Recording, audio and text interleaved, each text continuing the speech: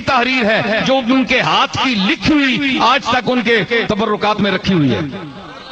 اس کو ٹیلی کر لیں کہ کیا انہی کی تحریر ہے یا نہیں.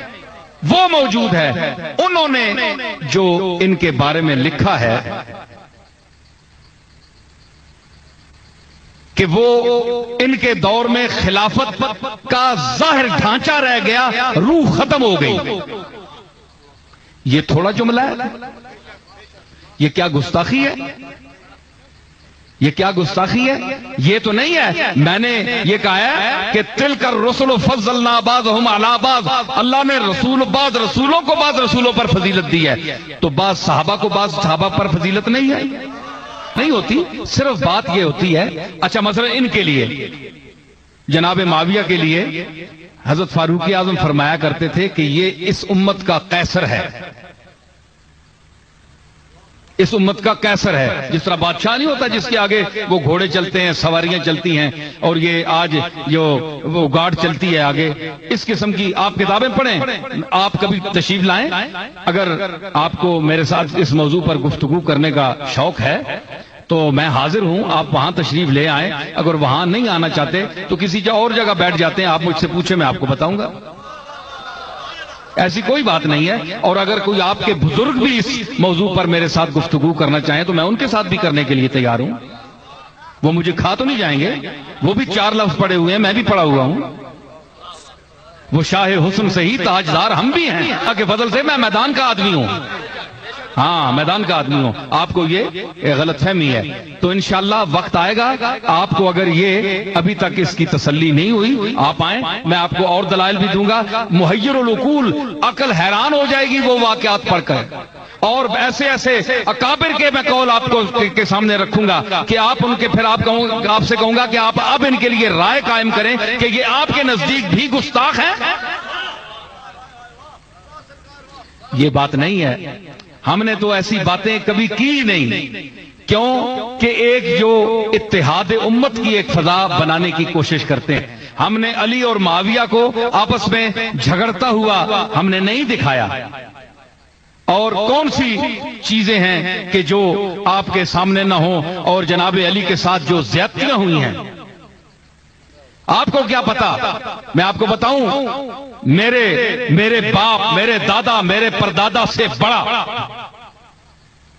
اور تمام علماء امت جس کی عزت کرتے ہیں، جس کے نام پر سر جھکاتے ہیں، اور بڑے بڑے مؤلفین حدیث اس کے نام آنے پر اپنی گردنیں جھکا دیتے ہیں، جناب حضرت امام احمد ابن حنبل رضی اللہ تعالی عنہ. آج بھی سعودی عرب کا جو مسلک ہے، مذہب ہے، وہ حنبلی ہے، حنابلہ. ان سے پوچھا گیا، انہوں نے جو تقریر کی ہے، آپ امام احمد ابن حنبل کو بھی گستاخ کہیں گے؟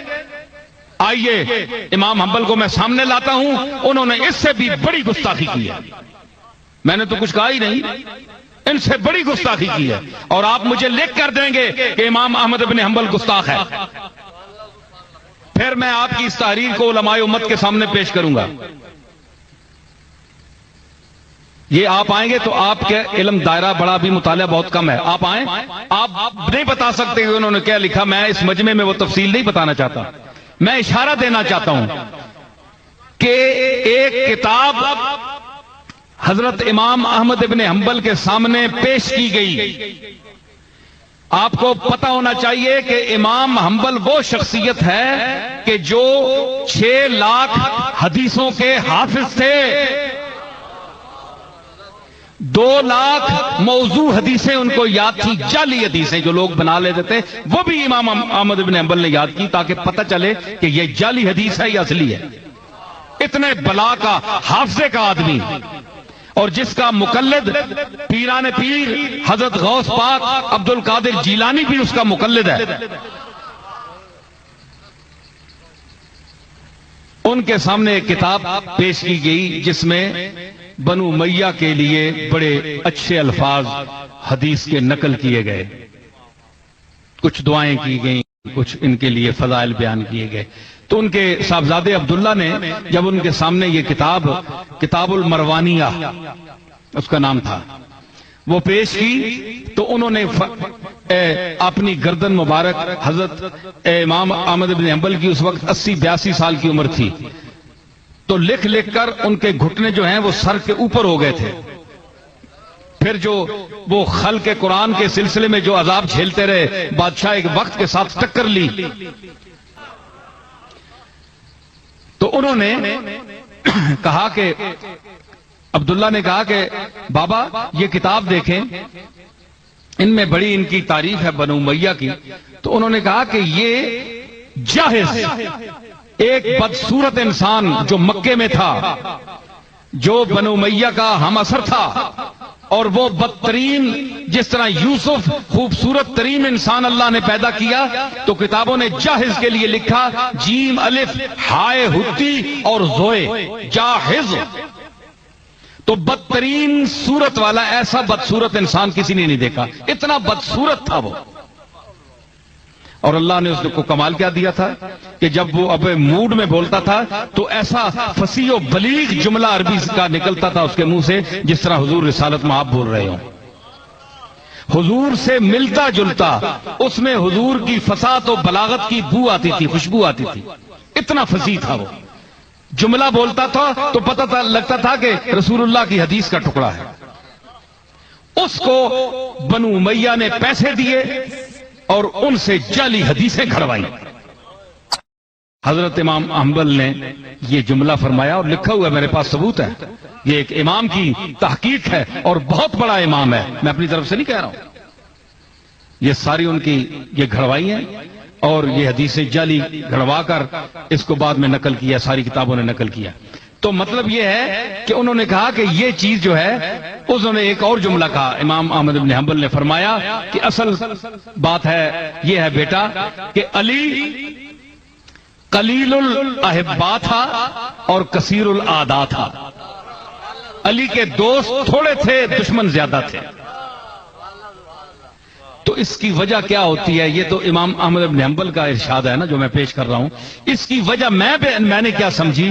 اس لیے کہ دوست ہوتے ہیں ان کے زیادہ جن کے جو کھلائیں، جن کا دسترخوان وسیع ہو، جو جن کے پاس آنا جانا وسائل اور دنیاوی مفادات زیادہ ہوں، لوگ ان کے پاس ٹوٹ کر جاتے ہیں کہ کھانا کھا لیں گے، پیٹ بھر لیں گے، کوئی کام ہوا تو کسی سے کرا لیں گے، اثر رسوخ والا آدمی ہے، مال ماڑیوں والا ہے، ان کے دوست زیادہ ہوتے ہیں.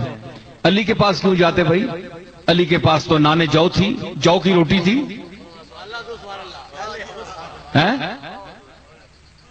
علی کے پاس جو کی روٹی، اور ان کے دسترخوان پر اگر جو کی روٹی بھی رکھی ہو تو سائل آواز دے تو وَيُطْعِمُونَ الطَّعَامَ عَلَىٰ حُبِّهِ مِسْكِينًا وَيَتِيمًا وَأَسِيرًا